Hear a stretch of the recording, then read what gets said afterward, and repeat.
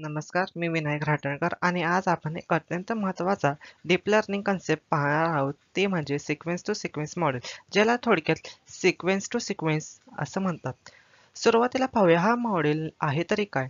तर sequence to sequence model हा एक असा मॉडेल आहे जो एक सिक्वेन्समधील डेटा दुसऱ्या सिक्वेन्समध्ये कन्वर्ट करतो. उदाहरणार्थ हा मॉडेल इंग्रजी वाक्य हिंदीमध्ये ट्रान्सलेट करू शकतो. जसे की गुड मॉर्निंग चे भाषांतर सुप्रभात असे होते. येथे इनपुट आणि आउटपुट यांची लांबी वेगवेगळी असते आणि हेच ह्या मॉडेलचे वैशिष्ट्य आहे. आता प्रश्न येतो की आपल्याला सिक्वेन्स टू सिक्वेन्स मॉडेलची गरज का आहे? कारण पारंपरिक मशीन लर्निंग मॉडेल हा व्हेरिएबल लेंथ इनपुट आणि आउटपुट हँडल करू शकत नव्हता.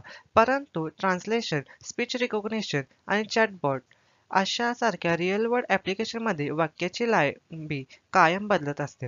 सिक्वेन्स टू सिक्वेन्स मॉडेल हा प्रॉब्लेम सोडवतो. हे सिक्वेन्स इनपुट अर्थ समजून घेते आणि स्टेप बाय स्टेप योग्य पद्धतीने आउटपुट तयार करते. एक प्रसिद्ध उदाहरण म्हणजे गुगल ट्रान्सलेटर, जो Google neural machine translation sequence to sequence model हा इनकोडर डिकोडर आर्किटेक्चरवरती आधारित आहे. आपण याला दोन भागांमध्ये समजून घेऊ शकतो. एक म्हणजे इनकोडर, जो इनपुट वाचतो आणि समजतो. दुसरा डिकोडर, जो आउटपुट तयार करतो. इनकोडर इनपुट वाक्य शब्दशः घेतो आणि त्याला संख्यात्मक रूपात म्हणजे कॉन्टेक्स्ट वेक्टरमध्ये कन्वर्ट करतो. हा कॉन्टेक्स्ट वेक्टर संपूर्ण वाक्याचा अर्थ दर्शवतो. नंतर डिकोडर हा कॉन्टेक्स्ट वेक्टर घेऊन आउटपुट सिक्वेन्स तयार करायला सुरुवात करतो. एका वेळेला एक शब्द तो आधीचा आउटपुट पुढच्या शब्दाच्या अंदाजासाठी वापरतो. उदाहरणार्थ, इनपुट आय लव्ह इंडिया असेल तर डिकोडर आउटपुट देईल मुझे भारत से प्यार है. थोडक्यात इनकोडर वाक्याचा अर्थ समजून घेतो आणि डिकोडर तो दुसरा भाषांतर करतो. आता पाहूया की हे मॉडेल स्टेप बाय स्टेप कसं. आता पाहूया सिक्वेन्स टू सिक्वेन्स मॉडेलची कार्यपद्धती आणि जीएमटी मध्ये झालेला वापर. या मॉडेलमध्ये तीन प्रमुख स्टेप आहेत. एक इनकोडर. इनकोडर प्रत्येक इनपुट शब्द वाचतो आणि तो एलएसटीएम किंवा जेआरयू यासारख्या लेअरमध्ये पास करतो.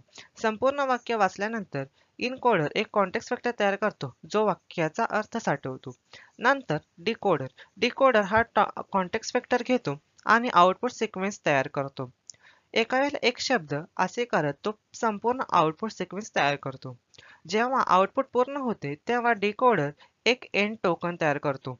आता पाहूया गुगल न्यूरल मशीन ट्रान्सलेशन, जे जीएम सिक्वेन्स टू सिक्वेन्स मॉडेलचे उदाहरण आहे, त्यामध्ये कसा वापर झालेला आहे. जीएमएमटी मध्ये इनकोडर आणि डिकोडर या दोन्हीसाठी 8 एलएनस्टीएमचे लेयर वापरले गेलेत. यासोबतच अटेन्शन मेकॅनिझमचा वापर केलेला आहे. अटेन्शन मेकॅनिझम हा डिकोडरला इनपुटमधील महत्त्वाच्या शब्दांकडे लक्ष केंद्रित करण्यास मदत करतो. उदाहरणार्थ, हाऊ आर यू चे हिंदीमध्ये भाषांतर करताना जीएमएनटी शब्द यू या शब्दावरती जास्त लक्ष केंद्रित करते आणि नैसर्गिक भाषांतर मिळते, आप कैसे हैं.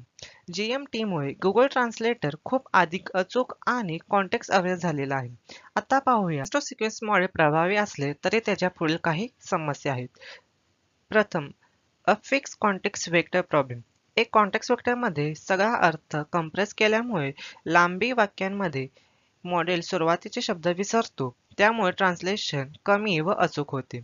चॅलेंज म्हणजे प्रशिक्षणासाठी लागणारा वेळ खूप प्रमाणात जास्त आहे व ह्यासाठी खूप डेटा आवश्यक आहे. नंतर आउट ऑफ व्होकॅब्युलरी वर्ड्स म्हणजे अज्ञात किंवा दुर्मिळ शब्द यांना हँडल करण्यासाठी अडचण येतात. हे प्रश्न सोडवण्यासाठी काही इम्प्रूव्हमेंट करण्यात आलेत. एक अटेन्शन मेकॅनिझम डिकोडरला इनपुटमधील सर्व शब्द पुन्हा पाहण्यासाठी क्षमता देते. बाय डायरेक्शनल एन्कोडर सेंटेन्स दोन्ही बाजूने वाचतात, त्यामुळे अर्थ चांगला समजतो. एलएसटीएम आणि जेआरयू लॉंग सिक्वेन्स साठी माहिती साठवून ठेवण्यासाठी एलएसटीएमचा वापर केला जातो. बीम सर्च आउटपुट प्रेडिक्ट करण्यासाठी अत्यंत अचूक होते. आणि शेवटी ट्रान्सफॉर्मर मॉडेल आले, जे आरएनएन ला पूर्णपणे बदलले आणि सेल्फ अटेन्शनचा वापर करण्यात आला. या सर्व सुधारणा आजच्या चर्चेत थोडक्यात आढावा घेऊया.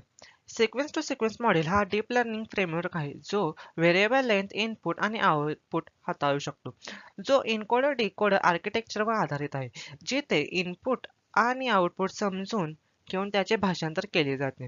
वास्तविक उदाहरण म्हणजे Google neural machine translation GNMT जो गुगल ट्रान्सलेटरमध्ये वापर केलेला आहे. GNMT अटेन्शन मेकॅनिझम आणि स्टॅक LSTMचा वापर करून 100 पेक्षा जास्त भाषांमध्ये अचूक ट्रान्सलेशन देते. जरी काही मर्यादा होत्या तर हे सिक्वेन्स टू सिक्वेन्सचे पुढे ट्रान्सफॉर्मर, BART आणि GPT यासारख्या अत्याधुनिक NLP मॉडेल्सची पायाभरणी केली. थोडक्यात सांगायचे झाले तर सिक्वेन्स टू सिक्वेन्स मॉडेल हे मशीनना भाषा समजून घेण्यासाठी तयार केलेली एक नवी क्रांती आहे. Thank you.